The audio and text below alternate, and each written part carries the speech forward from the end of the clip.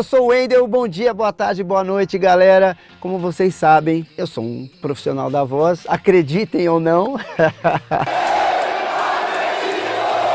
E as pessoas me perguntam muito, Wendel, você toma cuidado com a voz? Quais são os cuidados com a voz? O que eu preciso ter para ser um dublador, um locutor e tal? Então hoje eu trouxe aqui para vocês a Mirella Guilhem, que é fonoaudióloga. E psicoterapeuta. A gente estava conversando aqui antes e eu perguntei, né, pra Mirella, como assim psicoterapeuta? Tem a ver com a fonoaudiologia ou não? Explica pra gente.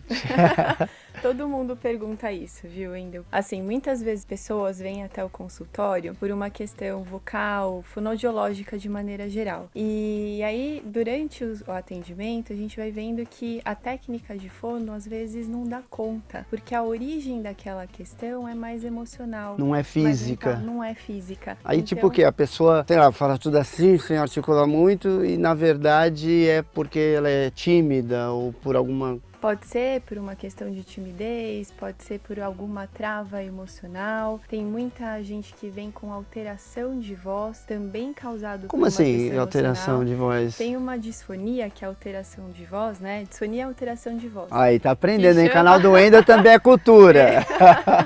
Uau! Que chama disfonia psicogênica. Então a pessoa fica rouca, fica disfônica e até afônica. Você sabe que, desculpa, imagina. É que eu vou conversar. Essa fera, bicho, precisamente. É sacanagem. Eu tenho um amigo que quando eu conheci ele era gago. E ele ficou gago, desculpa, gente, não é pra rir. Mas ele ficou gago porque a irmã dele deu um susto nele em casa. Deu um susto e ele ficou gago. Aí, sei lá, 10 anos depois eu encontrei com ele na rua, sei lá onde, e ele não era mais gago. Tinha passado aquilo. E ele era gago por causa de um susto. Foi isso mesmo? Será? Ou... Não sei. A gagueira tem várias causas, né? Normalmente a criança, na fase de aquisição de linguagem, ela passa por um período de gagueira, que na verdade a gente chama de disfluência normal da fala. Pelo aprendizado ela fica gaga. Pelo aprendizado ela erra para poder acertar. Entendi. E nesse momento, muitas vezes, os pais ficam desesperados, né? Porque ela tá ficando gaga, e até imprime uma imagem de mal-falante na criança. Isso é ruim. Então, assim, a gagueira, ela tem muitas causas. É multifatorial, né? Mas muitas coisas emocionais podem influenciar. E cantar ajuda, né? Porque eu lembro que tinha um cantor antigo, Nelson Gonçalves, eu acho que ele era gago, mas cantando não era. Porque cantando ele tem todo o discurso, entre aspas, pronto. Ele sabe o que vem depois. Ah, entendi. Né? Então, por isso que normalmente a pessoa que é gaga, tem muitos episódios de disfluência, na hora de cantar, ela não fica gaga, porque ela já sabe o que vem depois. Mas tem gente que nem cantando consegue, né? Porque afinal existe a Lady Gaga. Foi mal, gente. Foi mais forte que eu. I have nothing to say of him. Quando eu rio muito, eu fico rouco. Olha, uma das coisas que mais pode alterar a voz é falar na região de desconforto, ou seja, gritar, pigarrear, ou mesmo falar num tom que não é confortável para você, utilizar algum ajuste de voz que não é confortável. Ela tá falando do Bob Esponja, gente. Vamos perguntar para minha parede de 374 prêmios consecutivos de melhor funcionário do mês. Então, quando a gente sente que arranhou, pegou, cansou, alterou a voz na hora, isso já é um sinal. É como a febre da voz, né? Sinaliza para algo que você não fez bem. Então, abusos de voz normalmente podem levar a uma disfonia. Tá? Muitas vezes a pessoa vai lá num jogo de futebol ou vai para um campeonato e grita, fica rouco, porque as pregas vocais, que é a região onde a voz é produzida, ela fica edemaciada, fica inchada. E por isso que a voz fica alterada, ela fica mais grave. Porque tem uma coisa que acontece comigo que é interessante. Eu dublando, eu grito, eu choro, e gritar mesmo.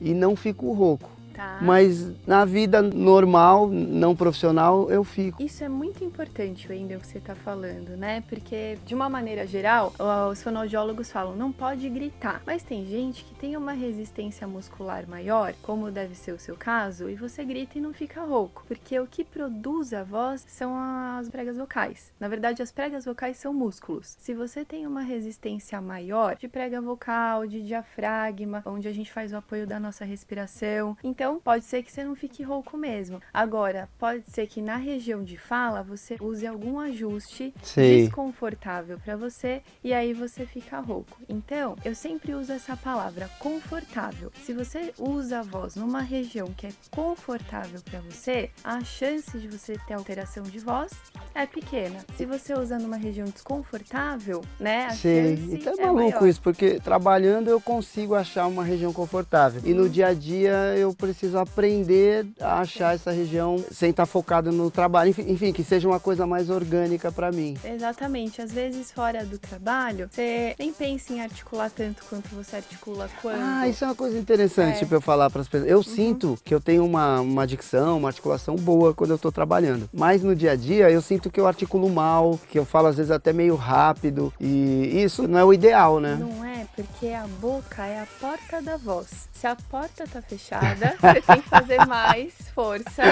para a voz sair. Então, você demanda mais da musculatura, tá? Entendi. Então, por isso que além da boca, né, da musculatura orofacial ser importante para dar precisão para as palavras, clareza, ela também é a porta. Se a gente articula pouco, faz mais força e aí pode gerar alguma alteração. Você sabe que eu tenho uma figura de linguagem que eu uso muito no meu dia a dia, né? Porque o diretor, eu como diretor, eu trabalho junto com o técnico. Tá. Então a gente conversa muito ali, vai comentando, parece dois comentaristas de dublagem, sabe? O cara tá dublando lá e a gente tá comentando atrás. E às vezes tem dublador que não tem uma dicção tão boa, né? Que tem uma dificuldade para falar algumas palavras. Isso é muito comum, né? E aí eu costumo falar lá atrás... Isso é para os dubladores que acompanham o meu canal, isso vai ser em primeira mão, gente. Eu costumo falar às vezes que as palavras parecem que passaram por um corredor polonês. Ela não sai, simplesmente sai andando e sai. Ela sai na porrada, no que ela vai andando, vai apanhando daqui, apanhando dali, vai chegando toda torta. E tem gente que mesmo sendo profissional da voz, tem ainda uma dificuldade. Muita dificuldade. Essa ilustração que você fez é muito legal, porque parece mesmo um corredor polonês, né? A palavra... Toda a musculatura fica tensionada. Então, a palavra sai prejudicada. Se a musculatura fica tensa, ela não move do jeito que deveria se mover. Eu consigo, às vezes, visualizar a palavra, sabe, sei lá, porta, assim. Eu fico imaginando a palavra toda saindo, toda estrupiada, assim. Mas eu acho que tem um defeito aí, e eu me coloco nesse bolo, que acho que os profissionais procuram até pouco, né, os especialistas da voz, da fala. Hoje em dia tem se sensibilizado mais essa procura, né? Porque antes falava em fonoaudiólogo e aí, mas eu não tenho problema para falar. E esquece que tem uma parte da fonoaudiologia que é direcionada ao aprimoramento, né? Então, tudo é musculatura. Então é importante aquecer. Quando a gente faz um exercício físico, vai lá na academia, o professor de educação física fala, tem que alongar, tem que preparar, tem que aquecer. Pra voz é a mesma coisa. Só que voz, como é algo subjetivo, então a pessoa não pensa nisso. Eu falo e me entendem, beleza. Mas quando a pessoa nunca fez exercício e aí vê que tem uma diferença. Faz muita diferença. Então, por exemplo, eu sempre falo para as pessoas fazer um ritualzinho da voz. O que é o ritual? Aí, aproveitando, vou dar algumas dicas. Presta atenção aí, presta atenção. Isso. Hidratar a voz é fundamental. Água de coco, gargarejo, limpeza nasal com soro fisiológico, isso é importante, né? Tá? Então, isso é muito importante, manter as vias aéreas limpas e, além de tudo, o nariz é um microfone da voz. A gente tem 3 principais microfones, o nariz, a boca e a garganta. Então, é importante manter as vias aéreas limpas. Então, como é que limpa o nariz? Pinga soro fisiológico e assoa. Pinga neutra narina e assoa. Isso é muito importante. Nossa, imagina quanto que o Luciano Huck não gasta com soro. Com soro, meu Deus. E inalação também é bom. Então, hoje em dia tem inaladores portáteis, super prático. Isso ajuda a hidratar a região nasal e também ajuda a hidratar as pregas vocais. Por quê? O vapor de água ou de soro fisiológico passa diretamente por esse canal aqui onde estão as pregas vocais. Então, ajuda muito a inalação. E outra coisa, falar na região de conforto, que é o que a gente tem conversado até agora. Isso é muito importante. Aí tem alguns exercícios que eu falo que são universais da voz. Todo mundo pode fazer, independente de qualquer coisa. Bocejar.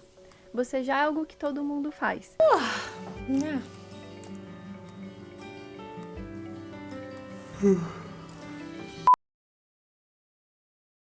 E ajuda muito. Olha. Relaxa a região laríngea e também relaxa toda a musculatura facial. É bom para articulação, para a porta da voz e é bom para a voz também. É por isso que eu durmo pouco, tá vendo, Aline? E aí eu bocejo o dia inteiro e vai saindo a voz. Fazer o bocejo legal. conscientemente é importante. Antes de usar a voz e depois também. Ajuda a relaxar. Articular bastante é importante, mantém a clareza da fala, além de abrir a porta para a voz sair, então diminui o esforço que a gente faz, isso também é fundamental. E tem diversos exercícios fonoaudiológicos de aquecimento e desaquecimento vocal. Mas assim, é sempre importante fazer o exercício acompanhado de um profissional. É que nem academia mesmo, né? Você pode fazer errado o exercício e ter um efeito negativo. A gente estava conversando aqui, normalmente as pessoas passam o exercício de articulação, colocar uma caneta entre os dedos. Tem dublador que faz isso. Quando empaca numa palavra, bota a caneta e fica... Eu fazia isso quando era criança. Você fazia? Minha mãe mandava fazer, eu fazia. Então, para algumas pessoas pode até ser bom. Porém, tem gente que tem uma disfunção aqui na ATM, nessa articulação temporomandibular. E isso pode gerar muito prejuízo para quem tem. Mas eu sempre achei isso, eu sempre achei esquisito, não faz sentido. Não faz sentido. Ele ajuda a movimentação labial, mas aqui não é bom. Então, claro que tem gente que não tem nada, não sente nada, não afeta muito. Tudo bem. Mas tem gente que tem e aí é prejuízo. Então é muito importante buscar um profissional, um fonoaudiólogo que é responsável pela avaliação e também pela reabilitação, pela promoção da voz, tá? E um otorrino, um médico otorrinolaringologista que é responsável por avaliar a parte estrutural. Que eu também tenho esse problema emocional, no caso do otorrino, né? Porque o dia inteiro, otorrino, eu tô chorando. Mas uma coisa só para fechar, Wendel, é muito importante a gente se olhar, porque às vezes eu passo essa dica e tem gente que, assim, mesmo fazendo as coisas erradas, entre aspas, não sentem nada, né? Então, por isso que é muito importante a pessoa se avaliar, ver o que é confortável para ela. Isso é a melhor coisa, tá? Isso é o mais importante. Bom, então é isso, gente. A Mirella aqui passando todo o seu conhecimento, dicas pra gente. E espero que tenha te ajudado aí, que são dicas diferentes, legais, que não só fazem parte do dia a dia de todo mundo, mas também faz parte do nosso dia a dia aqui de dubladores. Afinal, tem muita gente que se tornou dublador, que entrou nesse mercado e que passou por você, né? Pelas dicas da Mirella. Eu espero que você tenha gostado desse bate-papo, tá? Dá um joinha aí, curte esse vídeo, né? Vai atrás da Mirella ali Você tem aqui o site, tem as redes sociais da Mirella Guilhem, que com certeza vai fazer você falar lindo e maravilhosamente bem, tá bom? Então, um beijo do gordo. E se liga aí que toda semana tem vídeo. Valeu, pessoal, até mais.